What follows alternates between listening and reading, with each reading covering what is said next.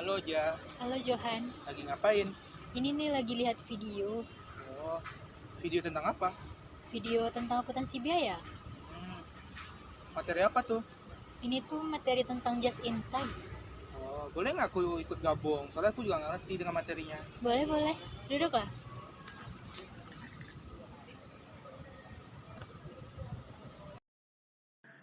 Assalamualaikum warahmatullahi wabarakatuh. Perkenalkan, nama saya Sofia Hanifa. Di sini saya akan menjelaskan sedikit mengenai materi kedua, yaitu just in time. Nah, yang materi pertama adalah konsep just in time. Just in time adalah sistem produksi atau sistem fabrikasi modern yang pada prinsipnya hanya memproduksi jenis-jenis barang yang diperlukan oleh konsumen.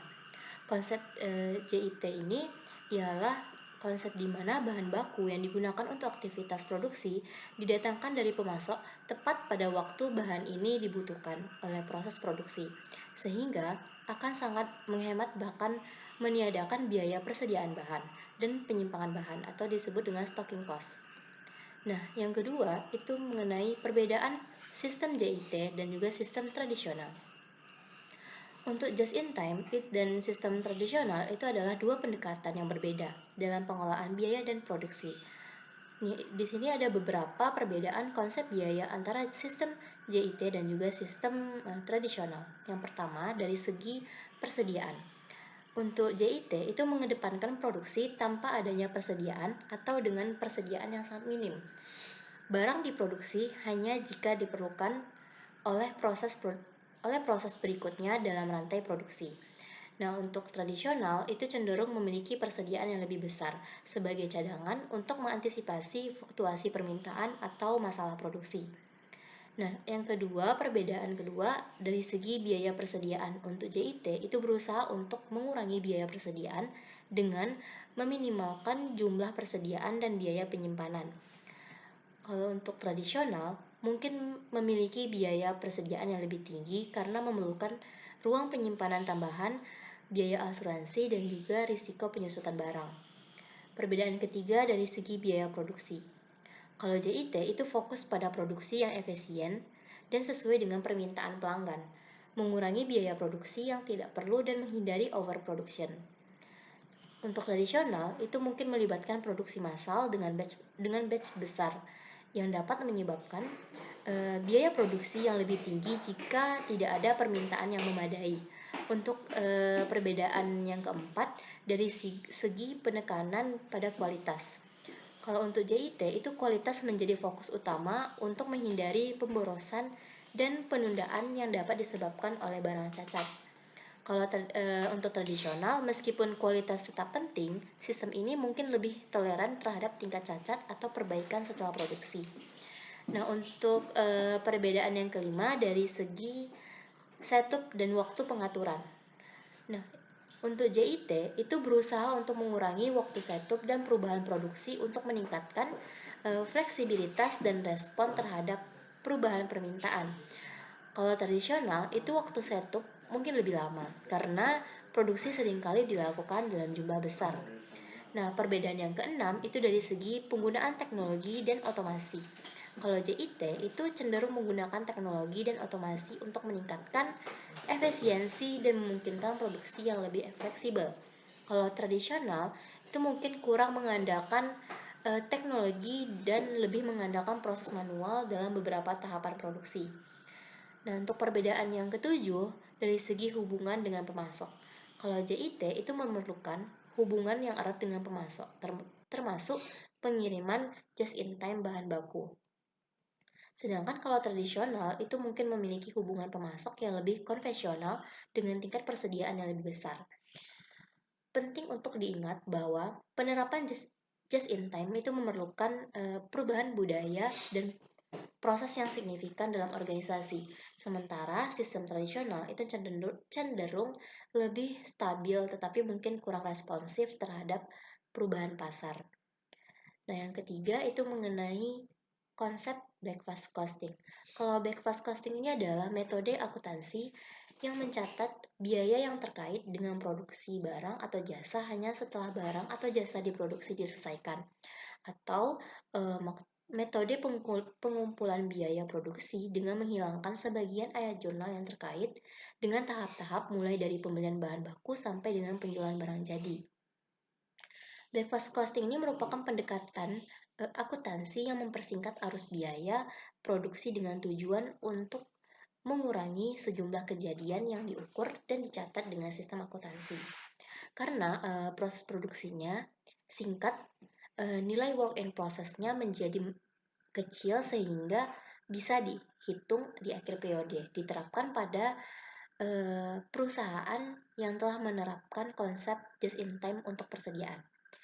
Nah, ciri-ciri atau karakteristik dari back cost costing ini yang pertama, akun persediaan tidak disesuaikan selama periode akuntansi untuk mengetahui biaya produksi, tetapi saldo akan dikoreksi pada akhir periode. Yang kedua, itu tidak ada catatan yang detail tentang unit barang dalam proses.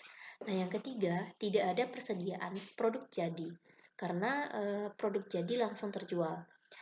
Selanjutnya yang keempat, karakteristiknya bahan baku sampai di perusahaan pada saat akan diproses aja dalam jumlah yang sesuai dengan kebutuhan.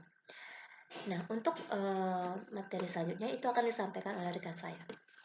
Baik, materi selanjutnya yaitu hubungan JIT dengan back cost costing. Just in time atau JIT dan back cost costing adalah dua konsep yang sering terkait dalam konteks manajemen biaya dan produksi. Back cost costing merupakan suatu metode perhitungan biaya yang seringkali digunakan dalam lingkungan produksi yang menerapkan sistem just in time. Berikut adalah hubungan antara JIT dan back cost costing. Yang pertama yaitu reduksi persediaan.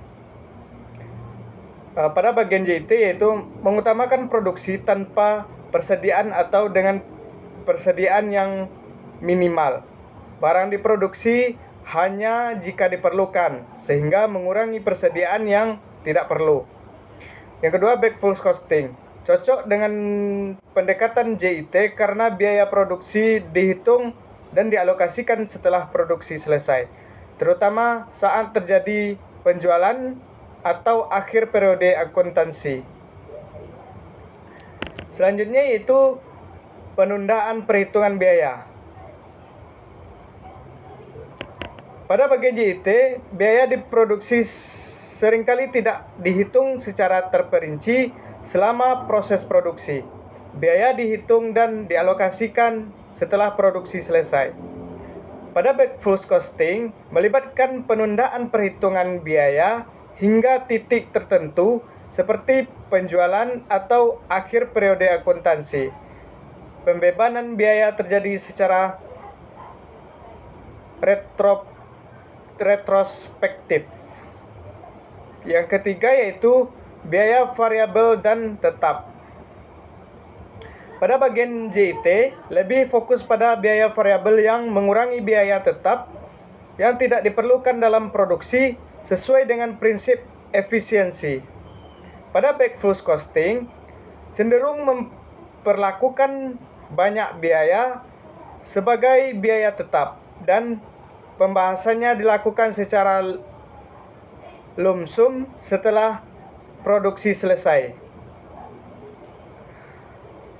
Yang keempat yaitu sederhana dan efisien. Pada bagian JIT yaitu bertujuan untuk kesederhanaan dan efisiensi dalam manajemen biaya dengan mengurangi aktivitas yang tidak memberikan nilai tambah. Pada back cost costing lebih sederhana karena menghindari perhitungan biaya rinci selama produksi yang dapat menjadi kompleks dalam lingkungan produksi JIT. Yang kelima yaitu fokus pada output. Pada bagian JIT lebih memfokuskan pada hasil produksi yang diinginkan dan meminimalkan pemborosan dalam proses.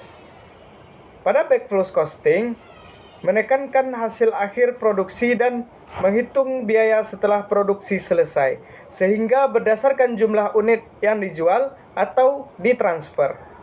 Yang keenam yaitu penyesuaian penjualan. Pada bagian JIT yaitu mengakui bahwa penyesuaian penjualan dapat terjadi dan biaya dihitung sesuai dengan output yang sebenarnya. Selanjutnya yaitu backflow costing, yaitu penyesuaian penjualan dan produksi dapat terjadi dan biaya dihitung setelah terjadi peristiwa tertentu seperti penjualan.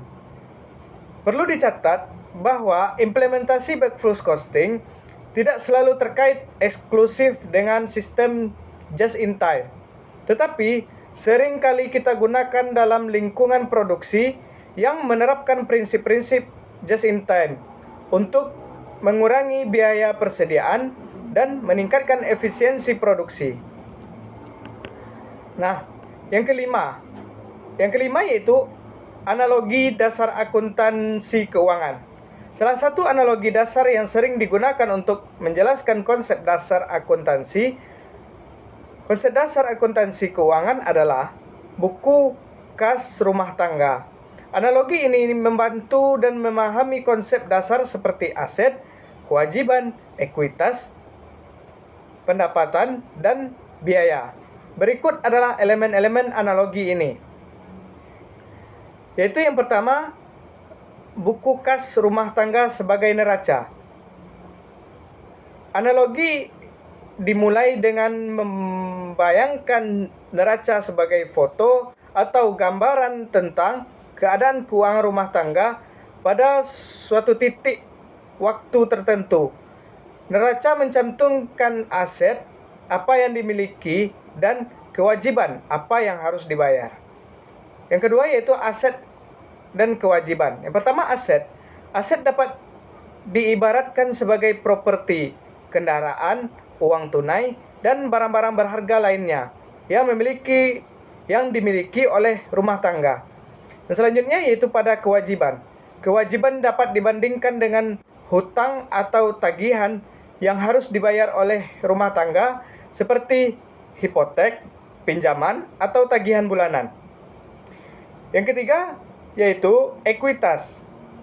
Ekuitas pada analogi ini mirip dengan nilai bersih rumah tangga.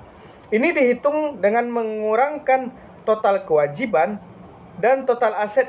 Ekuitas mewakili seberapa banyak milik rumah tangga setelah membayar semua hutang. Dan yang keempat yaitu pendapatan dan biaya.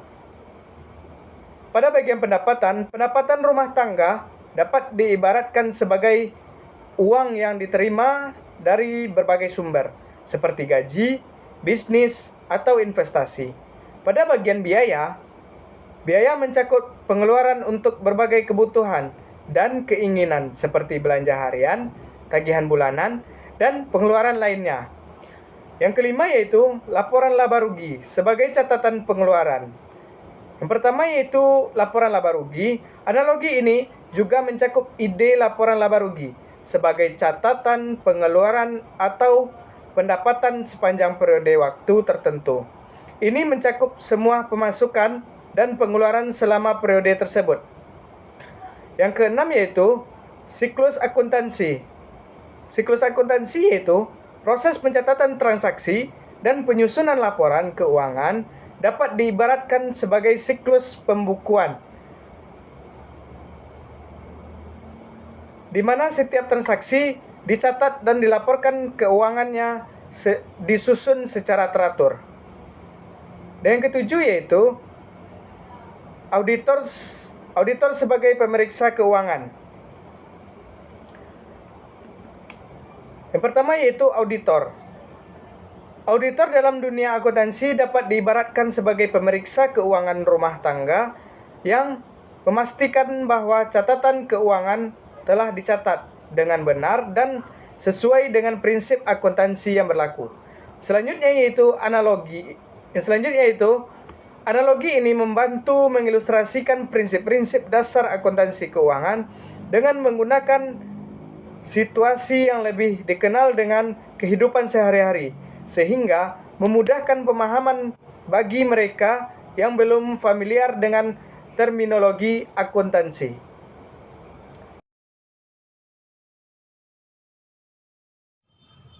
Oh, jadi gitu ya konsep materinya.